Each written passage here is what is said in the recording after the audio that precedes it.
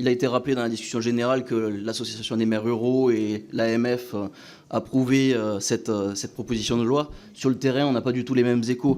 Je vais vous donner l'exemple du président de l'Association des maires ruraux de l'Aude qui dit sur cette loi « On va finir par n'avoir plus que l'État, les régions et les intercommunalités. Exit les communes ». Je pense que c'est vraiment une réalité sur le terrain. On a du mal à trouver des maires, on a du mal à constituer des listes dans les petites communes. Je vais vous donner l'exemple. J'étais candidat sur une commune de moins de 1000 habitants en 2014, donc 800 habitants, 15 membres dans le conseil municipal. On était 3 listes, entre guillemets, parce qu'effectivement c'est un scrutin plurinominal. Mais vous aviez 3 bulletins de vote. Vous aviez une liste complète, celle du maire sortant, de l'équipe sortante. Vous aviez une autre liste de 8 candidats et une autre liste dont j'étais à l'initiative, 5 candidats.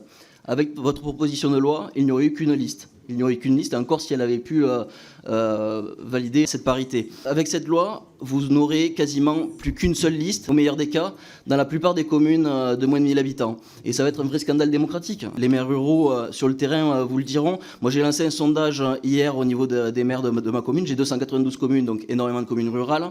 Les premiers résultats vont dans ce sens-là. Essayez d'écouter la base. On ne peut pas, sur un principe idéologique, sur cette parité, se priver d'une véritable démocratie de terrain. Et j'ai entendu dire que ces listes paritaires, ce serait rétablir l'égalité, etc. Mais qu'est-ce qu'il y a de plus juste, de plus égalitaire que ces scrutins plurinominaux où n'importe quel candidat ou candidate peut se présenter seul. Et vous pouvez très bien, dans le scrutin actuel, présenter 15 candidates femmes parce qu'elles sont compétentes et parce qu'elles le méritent. Et là, vous allez vous priver d'hommes et de femmes compétents uniquement par rapport à leur sexe.